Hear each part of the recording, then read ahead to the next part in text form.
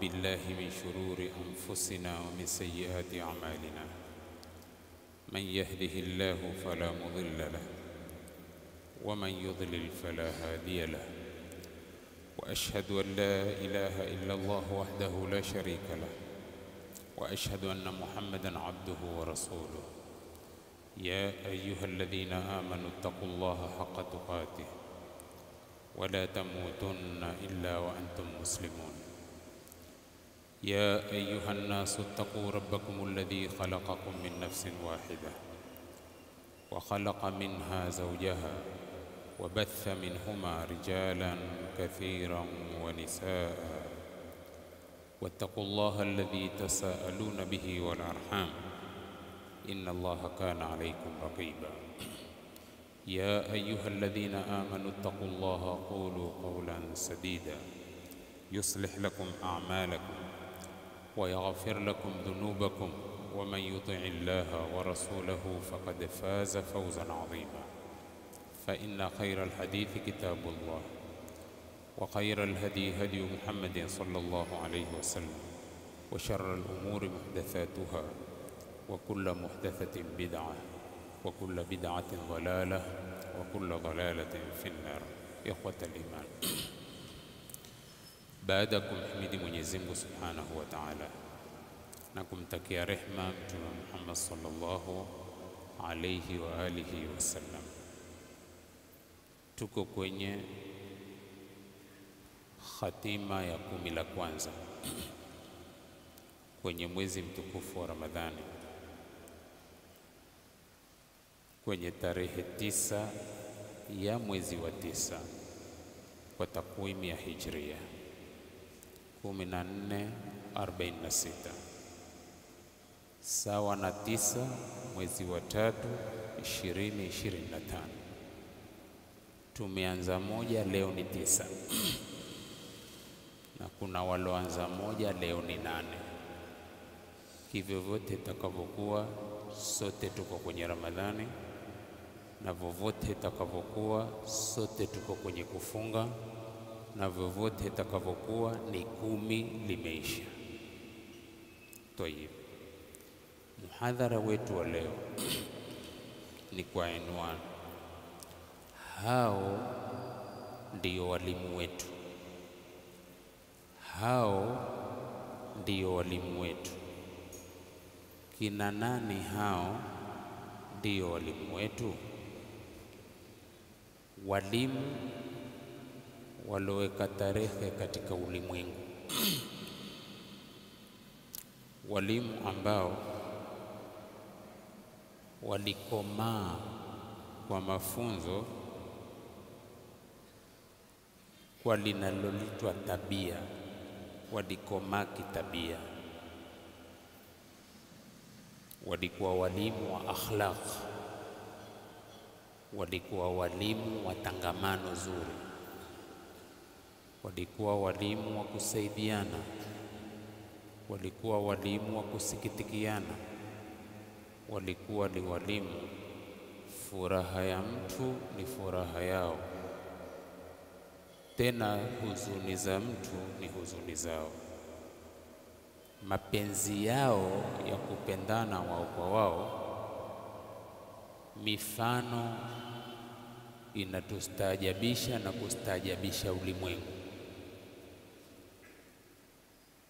Ithari zao, al-itharu ni kule mtu kujiacha kwa ajili ya mwenzake, yani potelea mbali, ninsawazishe mwenzangu hata niache mimi mwenyewe, tena kwa ninachokihitajia. Waliweka mifano. Walikuwa walimu wa kweli katika kuitetea dini, bali walikuwa walimu wa kweli katika kumtetea Mtume sallallahu alaihi wasallam. Hawakuzijali roho zao kwa usalama wa Mtume sallallahu alaihi wasallam.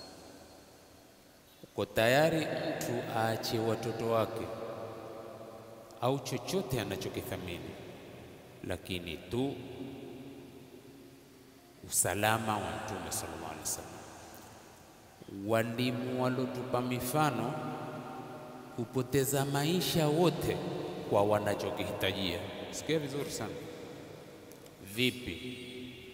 Twende mifano kisha tuje wajua walimu gani hao. Suhail, Al-Harith, Ikrama, hawa watatu katika vita fulani kama ni Yarmuk, baada ya ghazwatul Yarmuk kama sikukosea. Hawa kwa majeraha mengi waliokuwa nayo walikuwa na kiu ya ajabu. Kila mmoja akawa anahitaji maji. Sikia, wamelala chini na majeraha na kila mmoja ahitaji maji. Maji yakaletwa. Yalipoletwa kwa Ikrama na anahitajia, hakuabugia. Alipeleka jito, akamwangalia Al-Harith, akaona huyu anahitajia zaidi kuliko mimi kulingamana na hali yake. Akatoa ishara, anza na huyu. Ule mwenye maji akaenda kwa Al-Harith. Al-Harith alipopewa, akapeleka jito kwa mwenzake Suhail, akaona Suhail hali yake ni mahtuti zaidi, mpelekee yeye. Alipopelekewa Suhail, alirudi mwanzo kwa Ikrama, hali yake imebadili zaidi, mpelekee yeye. Maji alipoenda kwa Ikrama, inna lillahi wa inna ilaihi rajiun. Aliporudishwa kwa Al-Harith, inna lillahi wa inna ilaihi rajiun. Alipopelekewa Suhail, inna lillahi wa inna ilaihi rajiun. Wote watatu wakafa na wote walikuwa wanahitajia maji, na kila mmoja akamtanguliza mwenzake kuliko yeye mwenyewe, wakafa wote. Mmoja katika masahaba kama si Khalid ibn al-Walid kapita akasema, hawa ni katika wale waliopewa radhi na Mola wao. Radhi za Mungu ni mchezo? Radhi za Mungu si mchezo. Sema hawa ni katika wale waloridhiwa na Mola wao. Ndio hao tuliowahusisha kuwa hao ni walimu wetu. Walimu wetu ambao kitwa cha mbuzi kilizunguka nyumba 7. Kitwa cha mbuzi kilizunguka nyumba 7. Sasa hii ni mifano yetu tunaoitegemeza kwao. Je, kutegemea kwetu kujitegemeza kwao, twawaiga kufa kupona angalau tuna mawili ya kufanana na wao? Ama eti echinjwe mbuzi, kitwa kipelekwe kwa fulani moja kwa moja akakumbuka, hapana, kuna rafiki yangu fulani mjirani apenda sana, kampelekee. Yule akipelekewa akamkumbuka mwenzake, mwingine akipelekewa akamkumbuka mwenzake, mpaka wa 6, nyumba ya 6 kilipopelekwa kichwa kilirudi kwa nyumba ya kwanza kilikotoka hapo. Kila mmoja hataki kukiwahi kukila akakipacha yeye, amkumbuka mwenzake. Twawakusudia walimu hao. Walimu tunaokusudia ni kana mwalimu Ibn Umar. Alikuwa mgonjwa na mgonjwa hutamani vitu vingi. Akatamani zabibu kwenye kipindi ambacho kilikuwa ni tabu kupatikana. Kukatiwa nsako, zikatefutwa zikapatikana. Sikia vizuri. Akapelekewa. Alipopelekewa mmoja, alipokuja kumzuru, bado hajachukua hata tembe moja kuweka kwenye mdomo. Aliyekuja mmoja kumtembelea, baada ya kutakiana hali, akamwambia, nimetamani zabibu, ni hatari, nimezitamani zabibu. Huwa alokuja kumzuru. Ibn Umar alimwambia hizo hapa, zichukue. Akazichukua. Amezitaka zikatefutwa kwa shida, zikapatikana. Mmoja akazihitaji kwa kuzitamani, akazitoa zote. Akamwambia, ndio walimu tunawakusudia, lakini walimu hawa walihitimu kwa mwalimu gani? Sikiliza sana, walimu hawa walihitimu kwa mwalimu gani? Hawa walihitimu kwa mwalimu alohitimishwa na Jibrilul Amin. Jibrilul Amin, Ruhul Amin, mwenye nguvu. Huyu ndiye mwalimu wa Mtume Muhammad. Na hawa maswahaba hawa ambao ndio tuliowapigia mifano, ndio walimu tuliowakusudia walosoma kwa Mtume Muhammad. Mtume Muhammad alosoma kwa Jibril. Jibril alopewa mielekezo na ramani ya kumfundisha Mtume Muhammad kutoka mbinguni. Kwa nani? Kwa yule mwenye sifa za Ar-Rahmanu ala al-arshi istawa. Ndiye akimpa maalumati Jibril, nenda kampeleke Mtume Muhammad. Mtume Muhammad akitoa mafunzo hayo kwa wanafunzi wake, sahabatu Rasulillah. Tuwakusudia walimu hawa.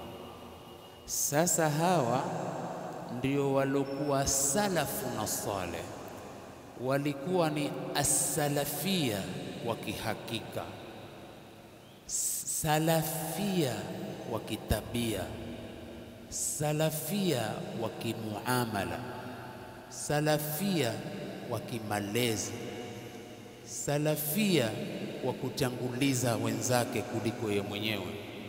Twawakusudia wema hawa walotutangulia, sikubahatisha kwa kujipa jina, na jina ulilojipa kuna alama katika alama ambazo ndizo zinazotakiwa kwa hao waliokuwa wanafunzi bora wa Mtume Muhammad sallallahu alaihi wasallam. Ndio tumehusisha mada hii ya leo, wema ambao usahihisho wao wakenda wakisahihishwa na Mtume, hawabaki na kosa kwa linalofungamana na dini moja kwa moja. Tatizo mwenye kuondosha matatizo haya ni Mtume Muhammad. Wakaenda na wakisha kutatuliwa matatizo yao, wanabaki kama ndugu, kama kawaida. Tulikuwa tukitatizana kwa hili, lishapata utatuzi, sisi tunasonga mbele kama ikhwatun mutahabbin, ndugu wenye kupendana. Tuwakusudia walimu hao. Hatukusudii jamaa mala sisi leo juu ya jitihada zetu tulizo nazo, lakini ukiwa unatende mwenzako anatende, tatukua ndo umpelekee roho maroho kama nini. Tumefahamiana? Watu huoga tende, lakini kuna watu watamani tende hata ni hatari. Tumefikwa hapa na kila mwenye tende amepiga. Sijui kama mnipata hapo. Mkiletewa vigunia vya mchele hivi sasa, mkawaambia zibakisheni hapa mpaka fitri, nimezileta kabisa hapa ili mugawe siku wa fitri. Fitri itaingia? Fitri itaingia? Tuambiane ukweli, kwa sababu tutakufa karibuni. fitri itaingia subutu, zitarushwa vifuko. 10 la mwisho halijabaki tarehe 25. Mume waiga walimu gani? Ama mwalimu wa kuiga alikohubaki na njaa kwa sababu ashibea mwenzake. Wewe waweza kubaki na njaa kwa sababu ashibea mwenzako? Tupepee kweli kweli. Hula vyetu na vya watu, hula vyetu na vya watu. Amana ukiachiwa huaminiki kwa amana. Wema waliotuchangulia ilikuwa wakipewa amana iko namna gani? Walikuwa wakidhibiti ile amana. Kwa hivyo tuwaigeni itakiwao. Hawa ndio walimu tuliowakusudia katika muhadhara wetu wa kweli wa leo. Tayeb, man hum, kina nani hao? Amma man hum wa hum ashabu nabii sallallahu alaihi wasallam, ni masahaba za mtume sallallahu alaihi wasallam. Hao ndio piwa salafia. Kivipi? Mtume Muhammad alipewa zawadi nguo ya chini nguo ya chini, mafumu kama kikoi mfano. Akatoka mjamaa kaenda akampa. Kisa kinathibitisha alikipokea mtume kwa kukipenda na kukitaka, akapokea. Mara jamaa mmoja akamwambia, ya Rasulullah, nimekipenda sana hiki kikoi, hii nguo yako uliyopewa nimeipenda sana. Si mtume alikunja akampa? Sasa alipoikunja akampa, watu walioko pale pale kidogo wakakasirika, wakamwambia, ulijua ya kwamba mtume haregeshi mkono, kwamba kwa mtume ukimuomba hukupa. Sasa umefanya huo ujanja mbele yake ukijua kwamba kwa atakupa. Kana kwa mfano si vizuri hivyo, mafahamu? Basi mtume alimuuliza tu kwa taratibu, lipi lililokupelekea ufanye hivyo? Akamwambia, nikiwajibu hawa sikukitaka kwako kwa lengo lengine lolote, isipokuwa mmekitaka nimepewa na wewe ili iwe sanda yangu, na naam, ikawa hivyo hivyo, na haikuonyesha mabadiliko kwa mtume. Kwa nini nimepewa na huyu ametaka? Sasa hii hali itukue taswira tuilete kwetu. Ukipewa hivi sasa na atoke mwingine atake, utapewa, upokee, utoe, ipokelewa. Isipokuwa kwa alorehemewa na Mola wako. Tena hata kusema pengine upewe bahasha, mara simame mtu, fungua bwana unipe nami japokuwa ni 500 zilizoko. Hata hapo vitu tu vya kula ambavyo ukisha kula utaenda choni, utafundika na usitoi kwa sababu ya uroho na kutokuwa na imani. Sisi karni tulionao, kisha tutataka kujibandika kwenye usalafia. Safi hapo jamani? Tayeb. Sasa tukizungumza wema waliotuchangulia ndio walimu wetu, twakusudia walimu hao. Sikiliza, kwa nini tuwafanye ni walimu wetu? Hum ashabu nabii sallallahu alaihi wasallam alladhina amanu bida'watihi, ambao waliamini ulinganizi wake, waliamini da'wa ya mtume na wakaathirika nayo. Mundhul bidaya, toka kuanza mtume alipoanzisha dawa, walivyoipokea waliipokea kwa imani na uhakika na kuisadiki. Hawakuchecheka kabisa kinafiki mafahamu ya kuwa tumekubali na hapo kuna unafiki, tumekubali na hapo vikao vya kusengenya. Sikiliza vizuri.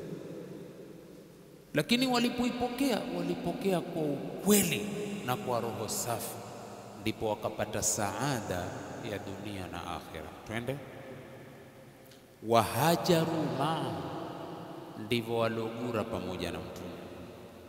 Min Makkata, kutoka Maka, ila Yathriba, kwenda Yathriba, allati sumiyat bil Madinati al-Munawwara, Yathriba ambayo inaitwa Madinatul Munawwara. Wapi walimu hao? Wa minal ansari alladhina, na katika ansar wale ambao nasaru nabiyya sallallahu alaihi wasallam, walimpa nusra Mtume sallallahu alaihi wasallam. Min ahli almadinati almunawwara, katika watu wa Madinatul Munawwara, baada alhijrati, baada ya kugura. Tuwakusudia walimu hao. Kwa nini wao kuwa ni walimu wetu? Kwa nini wao kuwa ni walimu wetu? Hadha sual, suala hili, yujibuhu tilmidhu Rasulillahi sallallahu alaihi wasallam, atakayelijibu suala hili ni mwanafunzi wa Mtume sallallahu alaihi wasallam. Wa huwa muallimuna, na yeye huyo mwanafunzi wa Mtume ni mwalimu wetu. Nani? Wa madha yaqul, ama nani? Ni tilmidhu Rasulillahi sallallahu alaihi wasallam, Abdullah ibn Mas'ud radhiyallahu anhu. Madha yaqul, anasema nini? Sikiza anavyosema. Sasa hivi anavyosema ndio wakawa maswahaba ndio walimu wetu. Asemaje Abdullah ibn Mas'ud? Yaqulu Abdullah ibn Mas'ud radhiyallahu anhu, man kana minkum mutaassiyan, yoyote miongoni mwenu ikiwa anataka kufuata, kwa sababu at-taassi huwa al-ihtidha'u wal-iqtida'u. At-taassi kwa maana ya kuandama, maana ya kufuata. Sasa sikiliza anavyosema Abdullah ibn Mas'ud, man kana minkum mutaassiyan, yoyote miongoni mwenu ikiwa anataka kufuata, afuate nini? Faliyataassa bi ashabi Muhammadin sallallahu alaihi wasallam, na wafuate maswahaba wa Mtume Muhammad sallallahu alaihi wasallam. Wataka kufuata, wafuate maswahaba wa Mtume Muhammad sallallahu alaihi wasallam.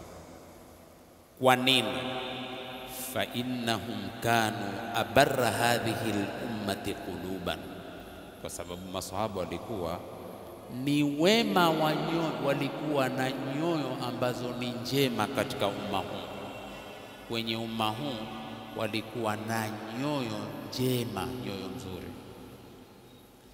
Wa a'maqaha ilman, na walikuwa na kina cha elimu. Sasa ikiwa wamekuwa na kina cha elimu, mtu katika kusoma sikumchagua mwalimu ambaye ni mwalimu msomi. Naam, na kuna mwalimu msomi wa dini hii kumshinda Muhammad? Hamna. Kwa nini? Huyu husomeshwa kwa ufunuo kutoka mbinguni, kwa wahi kutoka mbinguni, tena akachaguliwa mkubwa wa malaika wote. Imagine, mkubwa wa malaika wote ambaye ni Jibril alayhi salam, muaminifu kwa Mungu. Shekhe, hasi masala ya mtu kuwa muaminifu Ikulu, wala kuwa muaminifu kwenye kiofisi ambacho hataki na bamba, na kikiwa na bamba kikawa huvuja kama pua pisi. Tukisema muaminifu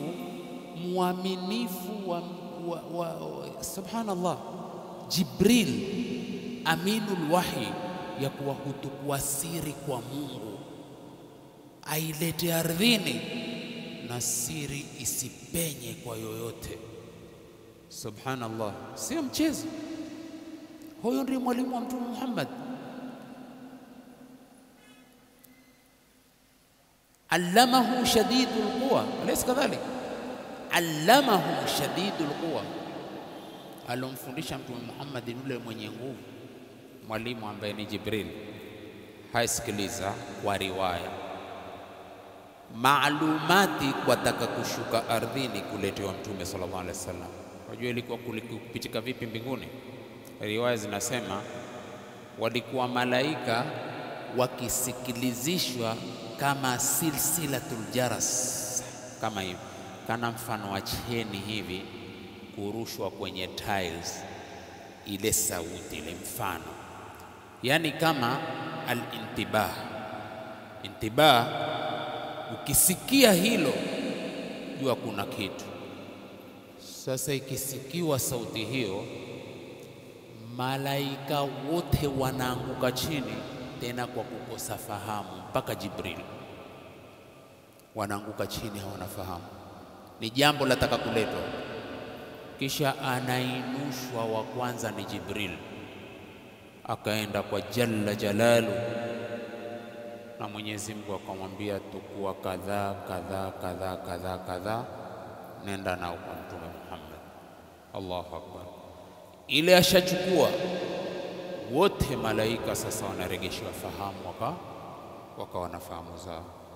Jibril sasa anaanza safari, yuwaleta ujumbe, wapita katika makundi ya malaika.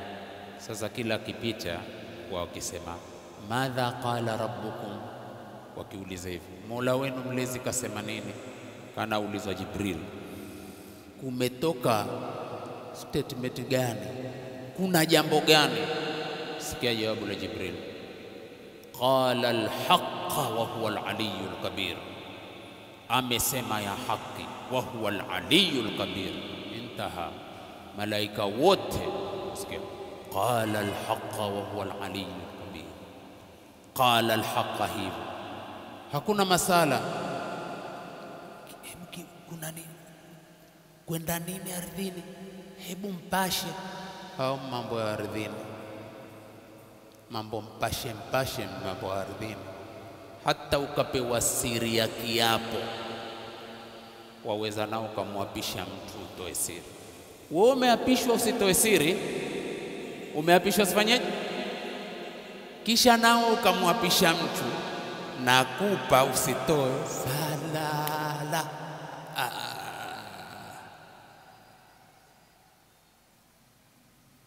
Si hatari? Umeapishwa usitoe siri, ukaapisha nao mwambie mtu usitoe siri nawe. Bwana wewe ulikula kiapo, lakini sio Jibril. Angalia, madha qala rabbukum, qala al-haqqa wa huwa al-aliy, amesema ya haki, wote amesema ya haki, kwisha. Inakuja mpaka kwa Mtume sallallahu alaihi wasallam, ni kadhaa ni kadhaa ni kadhaa. Huyo ndiye mwalimu wa Mtume Muhammad, ambaye ilikuwa Ramadhani akija akimsomesha Muhammad sallallahu alaihi wasallam Qur'ani. Sasa na hili alilosomeshwa Mtume ndilo alilowasomesha wanafunzi wake, na sisi twataka tusome kupitia kwa wanafunzi kwa vyovyote jinsi walivyokuwa, japo kuwa hatutawapata kwa yote, lakini tusiwakose kwa yote. Twakusudia walimu hao. Hebu twende. Wa aqallaha takallufan, walikuwa na uchache wa taklifu, walikuwa si watu wa kujikalifisha. Mafahamu, si watu wa kujikalifisha kama kina sisi leo. Sisi taklifi tu juu ya taklifi. Taklifi za kimaisha twajipa sisi wenyewe, taklifi za kidini twajipa sisi wenyewe. Tumekalifishwa na Mungu, na taklifi mpaka kuitwa taklifi ina uzito fulani, lakini kwenye uzito aliyotukalifisha na Mwenyezi Mungu ni yeye anayetufanyia usahali na kututaka sisi tufanye usahali. Kufunga ni taklifi, si taklifi? Shida si shida? Usinambie pengine ukifanya Muislamu si shida. Shida nini? Tumezo tanambia si shida, manake huo shinda sahaba. Sasa shida nini? Hebu tuangalia nini hivi sasa, kila mmoja muangalie mwenzake. Kila mmoja alivyo sivyo alivyokuwa wakati wa kuponda, sivyo alivyokuwa hivi sasa. Angalia kila mmoja mtulivu, wallahi mnyenyekevu kweli kweli. Baba, lililokufanya kuwa nyenyekevu huyo nini? Saumu matedo ni mdomo huo ufundiwa kuandia usubuhi ya kweli mpaka uhakikisho wa jua, tena umekalifishwa, huna ruhusa kudara kitu chochote mpaka usikia adhana, mpaka uhakikisho nini mtakilifi. Tumefahamiana vizuri sana. Sasa kwenda kujikalifisha kwetu, angalia kujikalifisha mpaka kwenye futari zetu. Manake nimepiga huu mifano pande zote mbili. Wenda kujikalifisha ukipata ngeni tu mpaka uwe na aina 7 ya chakula. Ndani sahaba ilikuwa hakuna hivyo. Sahaba alikuwa kile alichopika ndicho atakachojaliwa yoyote akija safari yako kuja kukuzuru. Hakuna namna mpaka kula ni hiko hiko, hamna. Hiki nimepika ndicho kiasi, wamekuja na wageni, hiki kitaenda. Mimi na wewe leo ulichopika kiasi chako, ukivamiwa biduni shiar, baada ya mchele nusu kilo kasrobo yako, basi utasema na wageni hawa bwana itakuwaje? Utakwenda kuzidisha na mabofulo kishindo. Bofulo hizo ndanini kwenye mchele. Siku hizi kuna mchele paka huitwa Fatuma bwana. Mchele paka kuitwa Fatuma ni mchezo sha? Hawakuipa jina tu kwamba Fatuma. Mbona hakuna usema Fatuma Kenya? Hakuna Fatuma Kenya kwa sababu Fatuma Kenya utakula vijiwe vingi. Huu ndio ukweli, au sivyo? Lakini angalia, kuna Fatuma ukiupika wewe mwenyewe huona raha, ukila mwenyewe ukishuka kikweli kweli. Sasa hebu mfano kwa zile taklifi zetu tunawasoma walimu, utaununua ho Fatuma uje uvamiwe na wageni, kisha uje na hapana bwana ni zara hili, hatukupigiwa simu kwa watakuja, uende ukalete na bofulo chachu upige Fatuma nyepesi, kisha uandike bloki juu. Ni taklifi si taklifi? Angalia kwa nini hawa walimu walikuwa ni aqalla takallufan.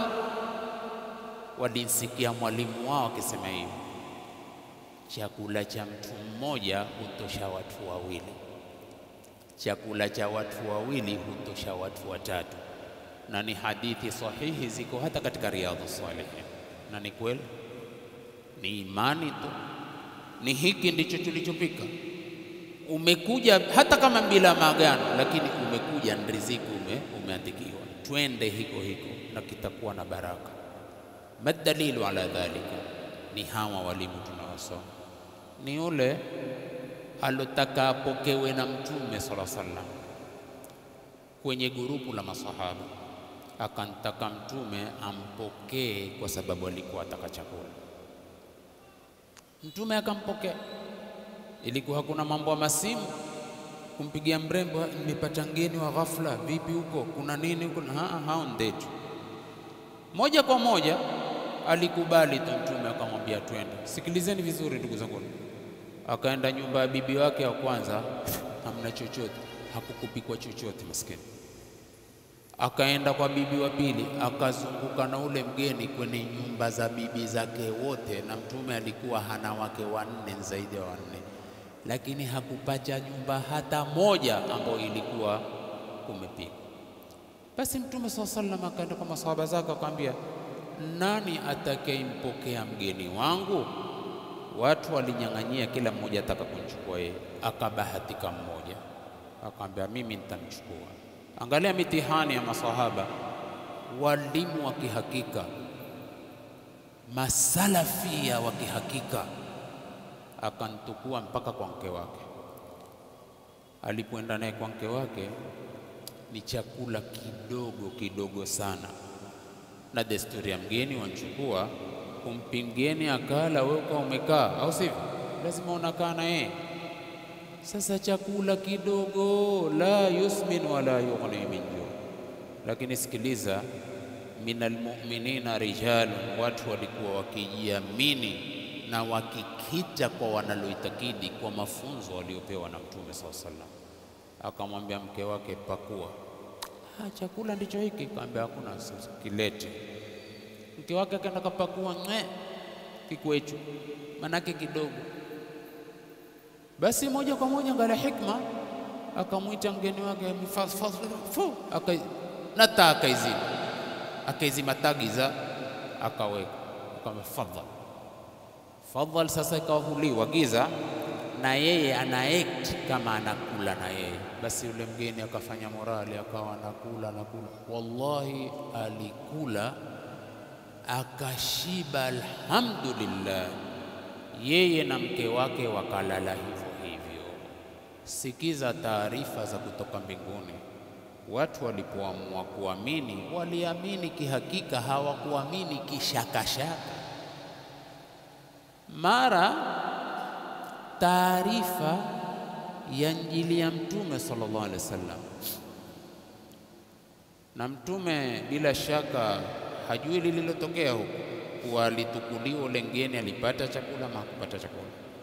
Ashushwa Jibril kwamba enda kaambia Mtume, Mwenyezi Mungu amefurahishwa sana na kitendo kilichotendwa na ule sahaba fulani.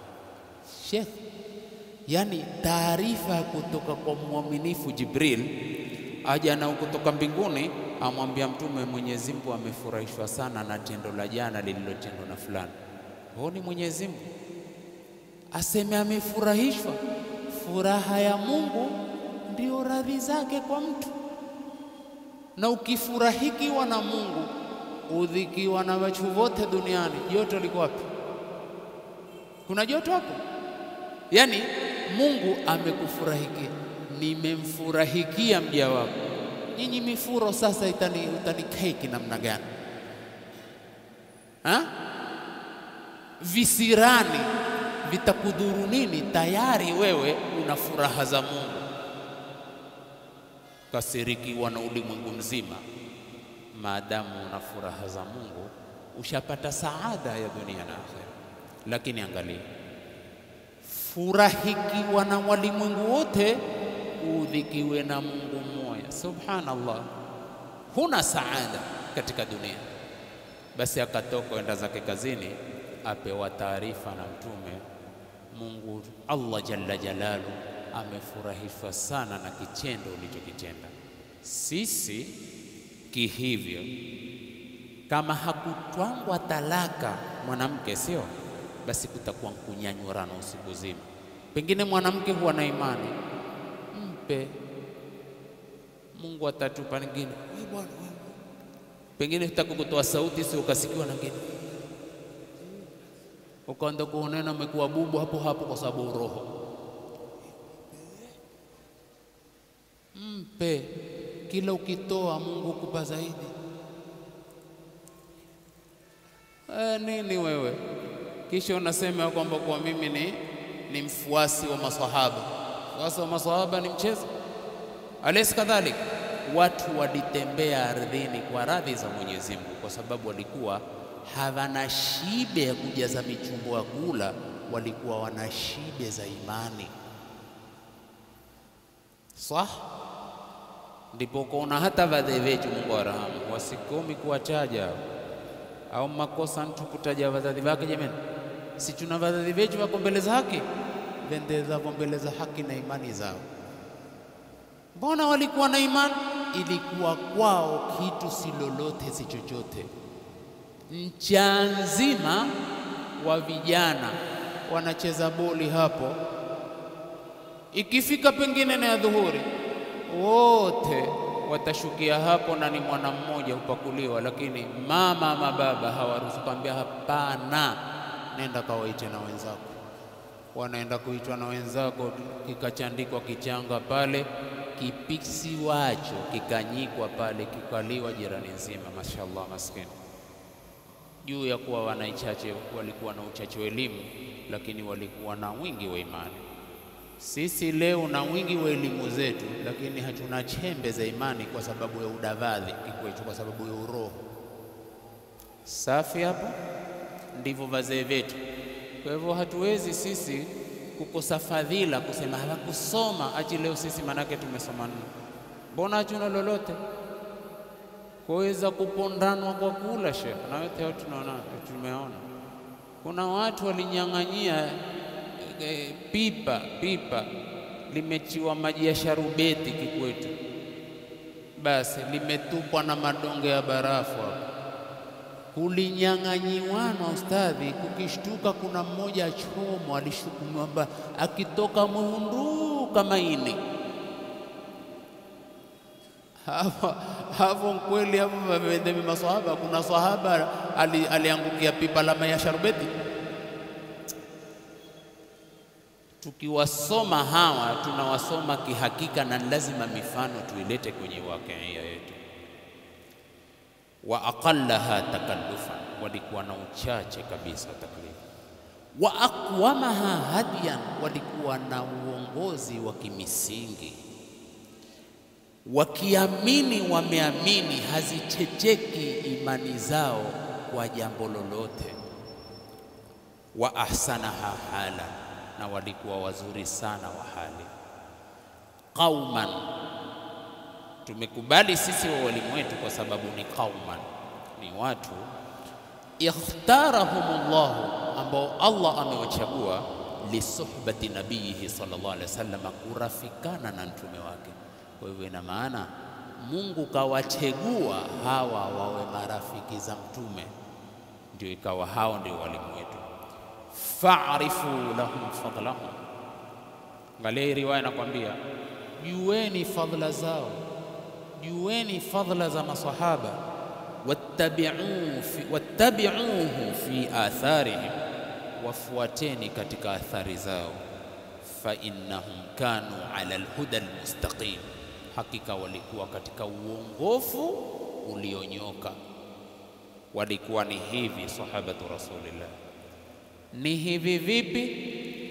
Jambo lataka kusemwa alikuwa akilisema, ataka kumwambia mwenzake ilikuwa akimwambia mwenzake, tena kwa imani na amani na upendo, liwe la sawa liwe la makosa. Hata kwenye makosa kulikuwa pia kukirekebishana, kisha watu wakija kwenye usawa. Wala nikisema hivi leo tukiwasoma walimu hawa, sisemi ya kuwa hawakukaripiana wala hawakupandishiana sauti. Hapana, wanadamu hayo pia hutokea. Kama mfano Bilali na Abi Dharr al-Ghifari, si walitatizana kimaneno? Walipotatizana kimaneno, Abi Dharr al-Ghifari likamtoka kwa hasira, akamwambia idhhab ya ibn sauda, nenda zako kijana cha mwana mweusi, kwenda zako mtu mweusi. Si umeona hutokea tu matatizo? Lakini matatizo yakitokea kibinadamu kama yanavyotutokea, ilikuwa ni wepesi wakati wao kupata utatuzi. Kwetu matatizo yakitokea hayapati utatuzi, isipokuwa matatizo yakitokea huzidisha kutotewa kikwetu. Ule moto hautefutwi namna ya kuzimwa, bali ule moto huzidi kupepewa ili uzidi kuwaka. Mfano, ukipatikana tofauti kundi kwa kundi, mtu na mtu, kundi hili litapata supporters na huyu atapata supporters wengine. Huyu takuwa humsukuma huyu, huwasukuma hao na hao, mara magurupu mawili ya Waislamu, pengine kijiji kimoja, ndugu wote wakapigana, pengine mpaka kukazikana. Mushkili ni mmoja tu. Mushkili ni kwa kuwa walimu wetu waliotangulia kwenye tatizo lolote likitumbuka ni wepesi kutatuliwa, kwa sababu kila mtu ana hamu ya kutaka kupatanisha. Lakini leo sisi kila mmoja ana hamu ya kutaka kuchechanisha. Swaha wala maswaha? Ni kweli ama si kweli? Ni kweli.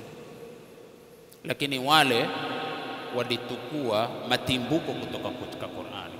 wa in ta'ifatani minal mu'minina iqtatalu fa aslihu bainahum. Sasa hii fa aslihu kwetu hakuna, kwetu iko fa afsidu. Kama tunaleta maana haya, maana uchesi wa makundi mawili, kila kundi hupata mkao, na Mungu asema in ta'ifatani minal mu'minina iqtatalu fa aslihu bainahuma fa in baghat ihdahuma 'ala al-ukhra faqatilu allati tabghi hatta tafi'a ila amri Allah fa in fa'at fa aslihu bainahuma bil 'adli wa aqsitu inna Allaha yuhibbul muqsitin. Ndivyo sivyo ndugu zangu? Mifano ni mingi sana, lakini tuende katika maandiko. Ndipo hawa tukawaita hao ndio walimu wetu. Tayib, sikiliza Abdullah ibn Mas'ud kisha sema, inna Allaha nadhara fi qulubil ibad, hakika Mwenyezi Mungu alitazama katika nyoyo za wanadamu. Fawajada qalba Muhammadin sallallahu alaihi wasallam, akaupata moyo wa Mtume Muhammad sallallahu alaihi wasallam, khaira qulubil ibadi, ni katika moyo bora katika nyoyo za wanadamu. Fastafahu li nafsihi, akanchagua mwenyewe. Fabta'athahu bi risalatihi, kisha akantuma kwa risala yake. Sikiliza hii riwaya. Alipotazama kwenye nyoyo za wanadamu, kauona moyo wa Mtume Muhammad ndio moyo bora katika wanadamu, akanchagua, akampa ujumbe mwenyewe, akamchagua. Baada ya hapo, thumma nadhara fi qulubil ibadi, kisha akatazama tena nyoyo za wanadamu. Baada qalbi Muhammadin sallallahu alaihi wasallam, baada ya kutazama moyo wa Mtume Muhammad, fawajada quluba ashabihi, akapata nyoyo za maswahaba zake, khaira qulubil ibadi, ndizo nyoyo bora katika nyoyo za wanadamu. Faja'alahum wuzara nabiyihim, akawafanya mawaziri wa nabii wake. Yuqatiluna ala dinihi, wanapigana kwa juu ya dini yake, wakimtetea mtume. Fama raahul muslimuna hasana, wanaloliona waislamu jambo zuri, wakikusudiwa maswahaba. Kwa hii alifu na lamu ya hapa ya kusudiwa sahabatu rasulillah, wanaloliona ni jema, fahuwa inda Allahi hasan, hilo mbele ya Mwenyezi Mungu ni jema. Wama raauhu sayyi'a, na waliloliona ni ovu, fahuwa inda Allahi sayyi'un, na hilo mbele ya Mungu ni ovu. Wanakusudiwa maswahaba. Ni hadithun rawahu Ahmad fil Musnad, volume ya kwanza, safha 379, venye uhakikisho. Wanasema hivi, qala al-muhaqqiqun isnaduhu hasan, sanadi ya hadithi hii ni nzuri. Sasa hawa ambao ni walimu wako vipi? Wahum sifwatu khalqi llahi ta'ala ba'da an-nabiyyin alayhi salam. Sikia maneno wao. Sifwa kweli ni kitu gani? Mama ana sifwa, humun nukhbatul mumtazatu fil mujtama'i limakanatiha. An-nukhbatul mumtaza ni kiungo mumtaz, ni kiungo, ni viungo vizuri katika society kwa sababu ya daraja zake. Kwa hivyo hawa waambiwa ni bora, kama alivyosema, hum sifwatu khalqillahi ta'ala, ni kiungo bora katika viumbe vya Mungu aliyetukuka. Baada nabiyina alayhim salam, baada manabii amani ziwe juu yao. Nani ha? Sahabatu rasulillah. Hum khiyarun nasi fi dhalika almujtama, wao ni watu bora katika mujtama huo. Tayib, Ibn Abbas radiyallahu anhu asema fi qawlihi ta'ala, katika neno la Mwenyezi Mungu aliyetukuka, ambao ni aya ya 59 katika suratul Naml.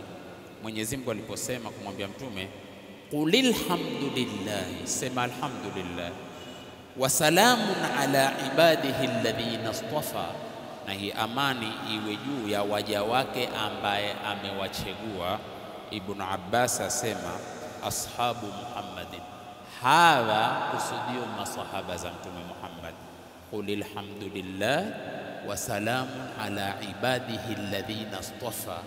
Abdullah ibn Abbas asema ashabu Muhammadin ni masahaba wa Mtume Muhammad. Ni riwaya ya Tabrani katika Al-Jami'ul Kabir volume ya 2 safa 20. Sufyan, sikiliza anavyosema, waqala Sufyan naye asema fi qawlihi azza wa jalla, kwenye neno lake Mwenyezi Mungu mwenye nguvu aliyetukuka, neno lake lipi? Alladhina amanu wa tatma'innu qulubuhum bidhikrillah. Alladhina amanu, na wale walioamini, wa tatma'innu qulubuhum, na nyoyo zao zikawa zatulia, bidhikrillah, kwa kumtaja Mungu, ambao ni aya 28 katika sura Ar-Ra'd. Kwanza hebu tuelewane kitu kimoja, huliwazika moyo na kutulia kwa kumtaja Mwenyezi Mungu? Yani moyo wa mtu huwa na utulivu anapontaja Mwenyezi Mungu? Ama ukintaja Mwenyezi Mungu huzidi babaiko? Naam, unatulia? Mimi naamini hivyo. Waweza kunipa dalili ya kwamba moyo hutulia kwa kutaja Mwenyezi Mungu? Ala bidhikrillahi tatma'innul qulub. Jua na kufahamu kwa kumtaja Mungu, tatma'innul qulub, nyoyo hutulia. Wallahi, ukakaa Ramadhani hii ukaleta adhkari zako tu, subhanallah alhamdulillah wa la ilaha illa Allah Allahu akbar, au kashika Allahu akbar peke yake au alhamdulillah peke yake, ama ukatanganya dharuba moja, subhanallah walhamdulillah wa la ilaha illa Allah Allahu akbar, haki ya Mungu utauona utulivu wa roho. Na pale Mtume aliposema asongwapo mtu na jambo akimbilie kwenye swala. Maana kukimbilia kwenye swala ni kwa kuwa kwenye swala pana adhkari utazitaja, tasoma suratul Fatiha, ni dhikri hiyo, inna nahnu nazzalna dhikra. Kwa hivyo Qur'ani ni dhikri. Ukenda katika ruku utasema subhana rabbiyal azim, ukenda katika sijda utasema subhana rabbiyal a'la, ukija katika aljalsatu baina sijdatain utasema rabbighfirli warhamni, mpaka ukitoa salamu. Na kwa kuwa umepiga rakaateni kwa tahara, kwa udhu, wallahi utaona huyo moyo wako mweupe. Ndipo ukaambiwa hata mtu akikukorofisha, basi nenda katawadhi uswali, piga rakaateni. Kwa nini? Ala bidhikrillahi tatma'innul qulub. Sasa kwenye aya hii Sufyan asema hum ashabu nabii sallallahu alaihi wasallam, masahaba za Mtume sallallahu alaihi wasallam, kwa sababu ilikuwa kweli nyoyo zao zilikuwa tulivu sana kwa sababu ya uburuda na urutuba wa ndimi zao za kumtaja nani? Mwenyezi Mungu Subhanahu wa Ta'ala, ambao sisi leo uliona jambo zito sana. Na kuna ulama wanasema mwanadamu wakati wote takaende na adhkar, wala adhkar Angalia, kuna kitabu ni tarikhi ya Sheikh Ibn Baz alayhi rahmatullah. Wallahi alikuwa waliyu min awliya illah, alikuwa ni wali. Katika hiki kitabu ambiwa alikuwa ni mwanachuoni mmoja akimtaja Mungu sana. Mfano hata umeenda wewe una mishikili yako kidini, si umemuuliza swala, amekujibu lile suala, mwanya wa kunyamaza pengine wataka kuuliza swala lingine, yeye huwa tayari katika subhanallah subhanallah subhanallah subhanallah, haki ya Mungu. Na hakuna jambo kama adhkar, kwanza hutuliza moyo. Na babaiko haya yaliyoko kwenye matatu, kwenye mabarabara, udhia, tahfash za mwanadamu, watu vichwa vigumu kama vile tulivyosema, hawasikii kweli kweli. Kinga zako ni dhikri zako, haikupinga hata ukiingia kwenye matatu subhanallah walhamdulillah, mpaka ukigonga na shuka hapa uweza ukawa umensabihi Mungu mara 100, umemkabiri Mungu mara 100, umefanya tahlili 100. huweza kutokea chochote jemeni. Pengine huko sikuma la ilaha illa Allah, la ilaha illa Allah, la ilaha illa Allah. Hai mara ukishtuka tayari jamaa zimechukiana, kumbe wewe uko kwenye la ilaha illa Allah, la ilaha illa Allah. Na usifikiri hakujatokea, kumetokea. Yani mtu akapata accident na kumbe mwenyewe alikuwa ni mtu wa adhkar. Sasa billahi akawa uko kwenye sakaratul maut, uko kwenye umahatuti kweli kweli, lakini la ilaha illa Allah alianza toka pande stage pale. La ilaha illa Allah, manake tunajua kwenda tu, sisi hatujui kurudi. Alaysa kadhalika, tunajua tu kwenda, hatujui kurudi. Tena Nissan hizi matatu hizo sasa acho zito zigumu kweli kweli. Toa nafasi, toa nafasi, kwa toa nafasi utatoa mwenyewe. Hakuna anayejali kabisa. Sasa huna adhkar. Alaysa kadhalika. Na pengine uko ndani ya gari, mtu akawa amekufungulia hai, amekutilia midundo ya kihakika, na pengine sasa taka kuifanya kunyamazisha. Bwana basi punguza. Yametokea hayo na mimi niko. Punguza basi. Alisimamisha matatu. Shuka. Hai. Vichwa vigumu. Wewe mwambia punguza, ashasimama kitambo, teremka. Nenda katafute matatu ambayo haina nini. Alaysa kadhalika. Lakini siku moja walikula ngumu. Shekhe mmoja naye pia sihaba kitwa chake, ni mzee wetu kutoka Chundo. Hapo bridge jamaa mmoja amempakia yeye, amemchukua mzee wake, ni mgonjwa, enda naye. Basi mwenye matatu ikawa ni hivyo hivyo. Basi shekhe akamwambia punguza. Bwana maalim, sio kwambia hivyo machadi kweli kweli. Wakimwona mwalimu maalim, wakimwona ammo achimba Arabu ammo. Usikia maalim haya, bado nafasi yako tu, na hakuna nafasi, mambo kwenda kwa nini. Lakini basi shekhe akamwambia yule dereva niteremshe. Sasa kumbe ile niteremshe ilikuwa tayari yale maneno aliyoyatoa yule kondakta yashamuudhi kweli kweli. Bwana msitusumbue bwana. Basi yule akamwambia teremsha pale hapa Kengeleni sijui. Akateremsha. Sasa mzee akamshika mkono ule akanteremsha. Sasa yeye kuteremka alimshika na ule kondakta kabisa. Alikuwa na G3 yake, G3 mbakora kisawasawa, ile ambayo ukipigwa ni hatari. Basi nakwambia akaja akamvutia moja, tena kwambia hii ni moja si ya kukuua wala si ya kukuvunda pahala, ni moja ya kukutia adabu, na moja ya kukutia adabu kutiwa kwenye makalio yake, lakini ilikuwa mzigo. Chini akamwasha na pili. Mafumu akaambia fanya vile unavyotaka. Dereva kule naye nashuka, sijui taka chuma, kuyakishika vizuri chuma ashawashwa. Wakaja mapolisi.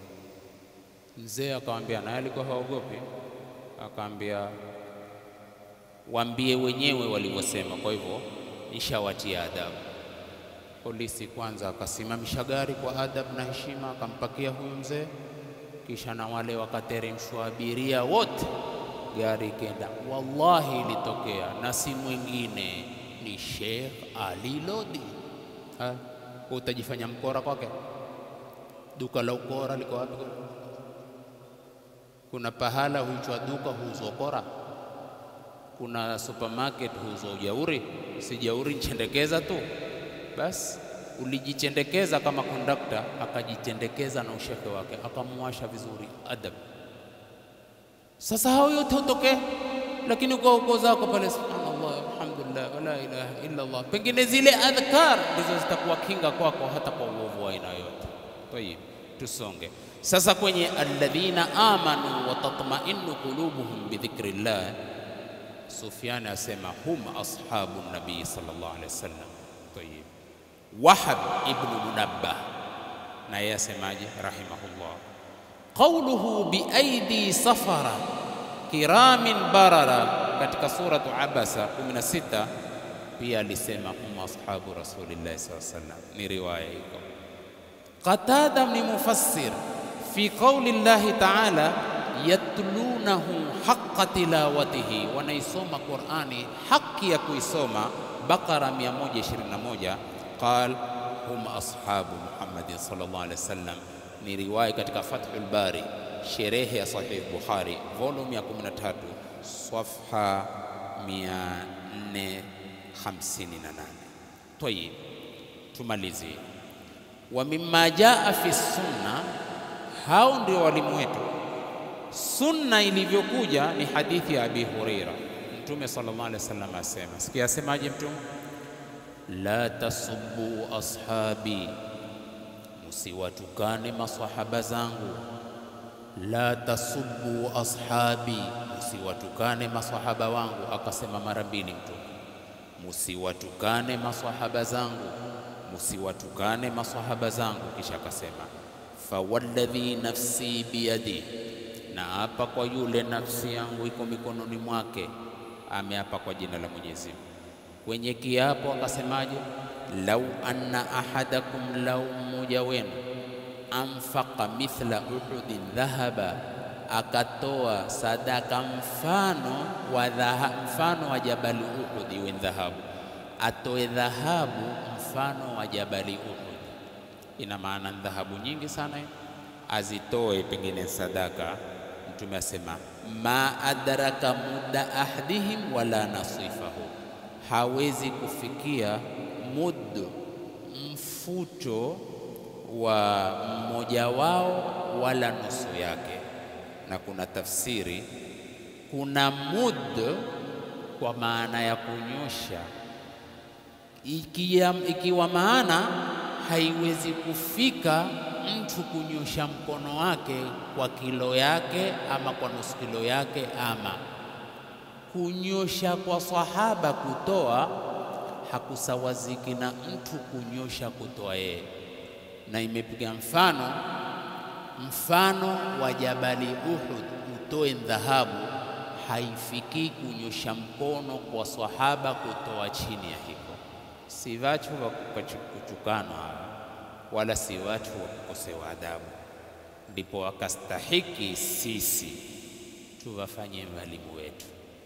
Tayib, yakulu ulama, sikiza ulama wanasema, wa sababu tafdhili nafaqatihim, na sababu ya kufadhilisha kutoa kwao chakula kuwa ni bora, annaha kanat fi waqti dharura, ni kwa kuwa ilikuwa wakati wa dharura kweli kweli, wa dhiqil hali, na kwenye dhiki za hali.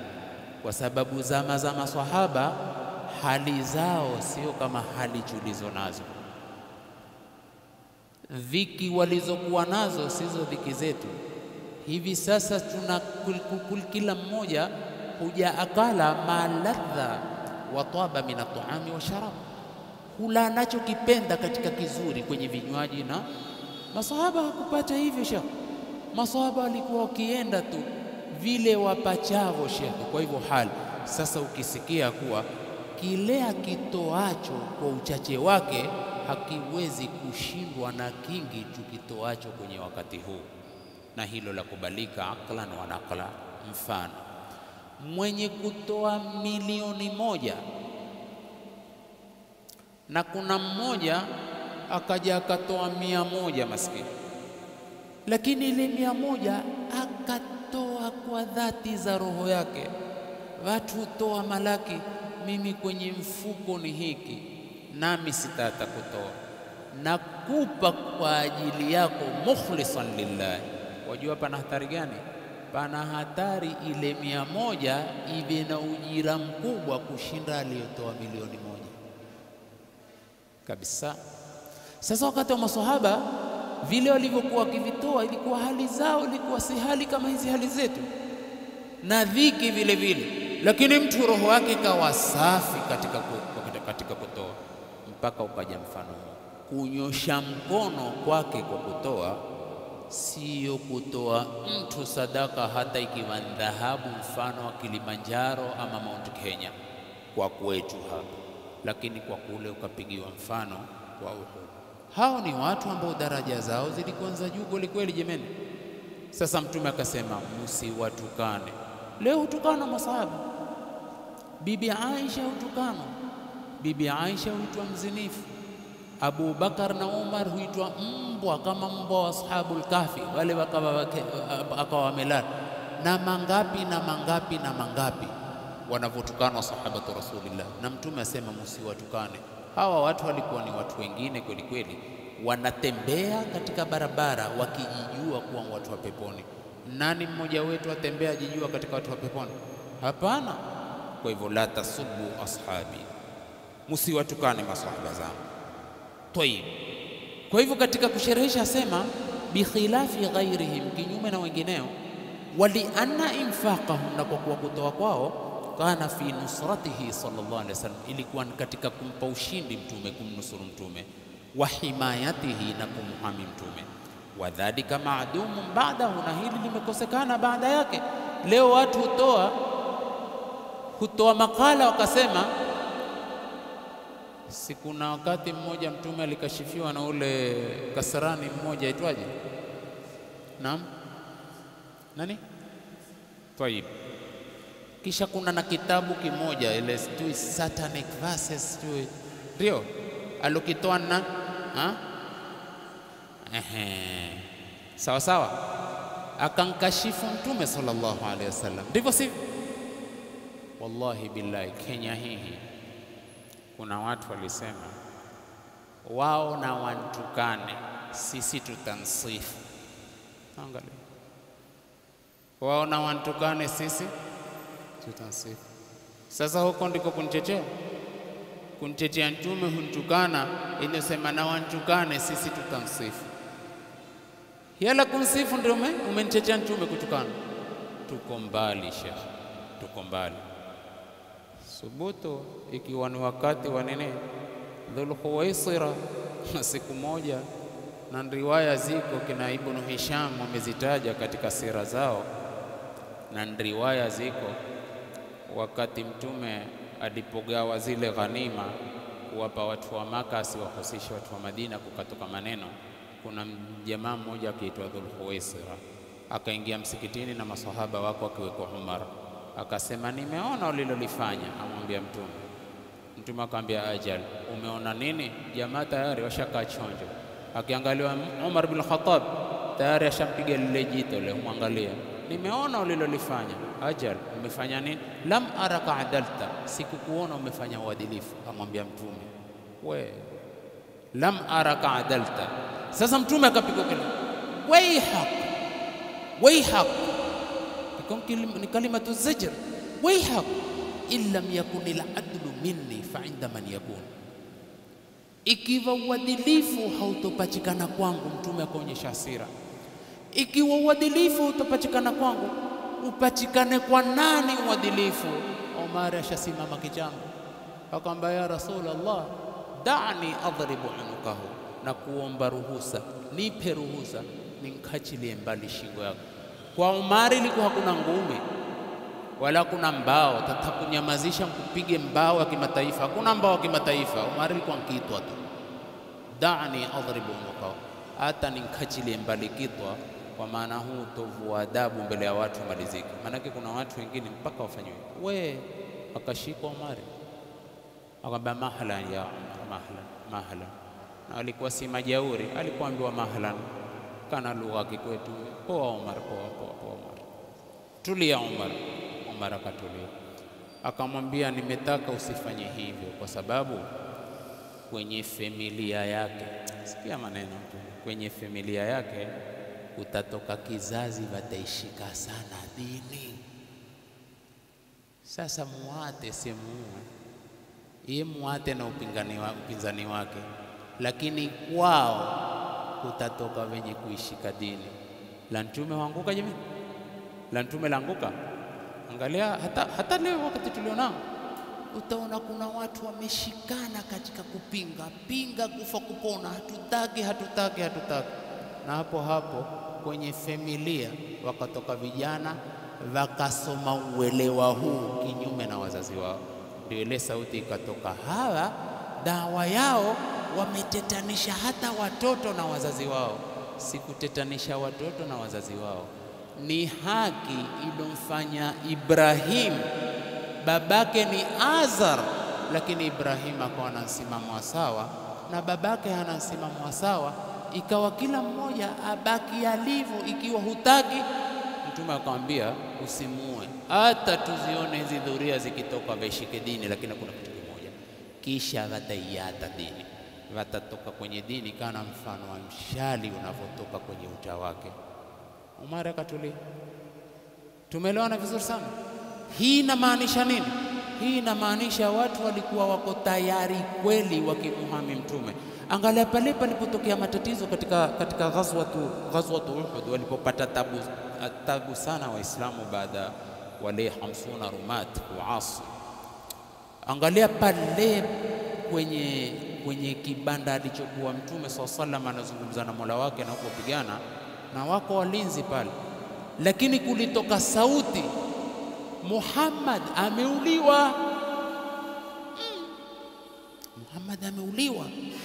Basi ikawa sauti, ikiwa Muhammad ameuliwa na tuuliwe kwa hilo alilouliwa. Walikwenda kuweka defense kali sana kwenye, wallahi ikawa huruka mishali hukingwa na vifua vya wanaume, lakini usitoke kumwingia nani?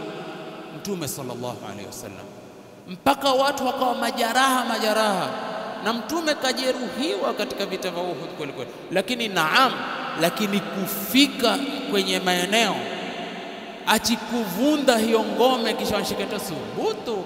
Na mmoja alikuwa ni mrembo mwanamke shekhe, alikuwa akitinda shekhe, akitinda kweli kweli. Hivi ndivyo namna kumuhami Mtume sallallahu alaihi wasallam. Mtume natukanwe sisi tutamsifu, Mtume natukane sisi tutamsifu. Tuyateni Ramadhani. Tumalize. Wadhalika ma'dumun bad, wakadha jihadum, hivyo jihadi ya maswahaba, wasairu taatihim, na toa zao nyingine. Hata jihadi ya maswahaba si jihadi yetu kabisa, kwa sababu jihadi ya maswahaba ilikuwa jihadi ya ramani. Komanda mwenyewe alikuwa akilishindikiza jeshi kwa kulisema, haya munatoka, musikate miti, musivunje majumba, musipige wazee, musitandike wanawake, musichape watoto wadogo. Mkimuona mtu amekwenda kutukua hifadhi hata kwenye kanisa, hana ruhusa kuguswa. Hii ndio ilikuwa naam, wakaenda hivyo. Yani mtu amekimbia amekwenda kwenye pahala pake pa ibada kama kanisa, hana ruhusa askari wa Kiislamu kumuua mtu huo ama kumtoa kunene. Wasemaje leo? Waoni vana shekhe, pigwa guruneti vana shekhe kama ndisamba, tena vana wa miaka 2, miaka 3, miezi 6, ndara. Ndipo kuambiwa hata jihadi yao maswahaba sio jihadi yetu, kwa sababu sisi hatuwezi kuchukua oda kwa wakubwa wetu kama Waislamu. Wewe ukitaka kutinda tu, tinda, chinja,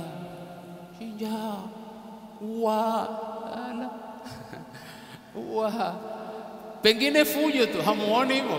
Stahimilini, tuwasoma walimu wetu, hutokea fujo tu hapo mchani, sawa? Ukasikia kuna kelele, ketini mwichuze, kunani? Tumeletwa duniani kuwana tu, tumeletwa duniani kuishi. Huko kuwana hakuna budi, ikiwa hakuna namna sasa mpaka kuwanwe, basi hakuna namna mpaka ufanyeje. Lakini sio kitu kwida la yastawi minkum man anfaqa min qabli al-fath, halingani miongoni mwenu alotoa kabla ya fathi, wa qatala, na akapigana. Ulaika a'dhamu daraja, hawa wana daraja juu sana. Al-Hadid 10.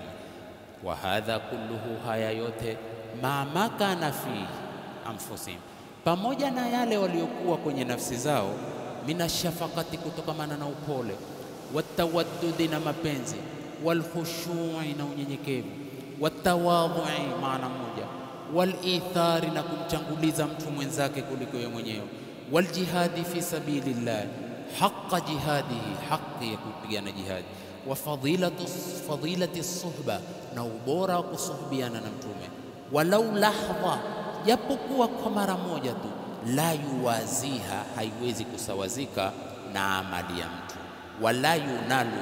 wala yanalu darajataha bishai, wala hapati daraja yake kwa kitu chochote. Walfadhailu, na mambo bora, la tukhadhu biqiyasi, mambo bora hachukuliwi kwa makisio. Dhalika fadlullahi yutihi man yasha wallahu dhul fadli alazim. Sharh Muslim lin-Nawawi, sharh Sunan Abi Ibn Majah.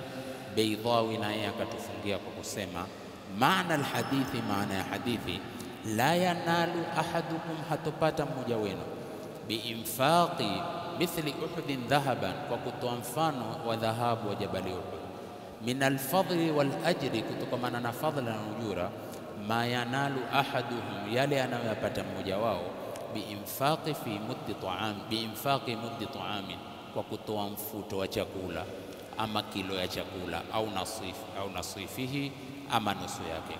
Wa sababu tafawuti, sababu kutofautiana, ma yuqarinu al-afdala, ni lile linalokutana na ubora zaidi, min mazidi al-ikhlasi, katika kuzidi ikhlasi wao, wa sidqi niyati, na ukweli wa nia, ma kanu min al-qilla, pamoja na uchache waliokuwa nao, wa kathrati al-haja, na wingi wa dharura na haja walizokuwa nazo, wa dharura. Wakila, pia kukasema, as-sababu fihi, sababu ya kuwa kutoa kwao hakufanani na kutoa kwa mwingine, anna tilka nafaqata, ni kuwa chakula hiko, athmarat, kilileta matunda, fi fathi al-islam, katika kufutahi Uislamu, wa i'la'i kalimati al-haq, na kukikuza kilima cha kweli cha haki, kilima cha Mungu, ma la yuthmiru ghayruha, ambapo hakuleta matunda kwa jambo lingine au kwa wengine. Wakadhalika aljihadu bin nufus, hivyo hivyo jihadi kwa nafsi, la yasilu almutaakhiruna, hawa walochelewa hawawezi kufika ila fadli almutaqaddimina, fadla za waliochangulia, liqillati adadin, kwa uchache wa idadi, almutaqaddimina, wale waliochangulia, wa qillati ansarihim, na uchache wale ansar wenye kunusuru wao. Fakana jihaduhum, ikawa jihadi yao, afdala, ni bora sana, wali anna badala nafsi, na kwa kuwa kuitoa nafsi, maa nusrati, pamoja na nusra, wa rajai alhayati, na kutarajia maisha ya kudumu, laysa kabadliha, si kama kuitoa nafsi, maa adamiha, pamoja na kukosekana nusra, nafsi zio zimeenda na nusra haikupatikana. Wa mimma jaa fi fadlihim, na katika yaliyokuja katika fadhila zao radhiyallahu anhu, hadith Ibn Mas'ud, ni hadithi ya Ibn Mas'ud radhiyallahu anhu, anin nabii sallallahu alaihi wasallam, asemaje? Khairun nasi qarni, bora wa watu ni ile karni yangu, thumma alladhina yalunahum, kisha wale wanaofuatia, thumma alladhina yalunahum, kisha wanaofuatia.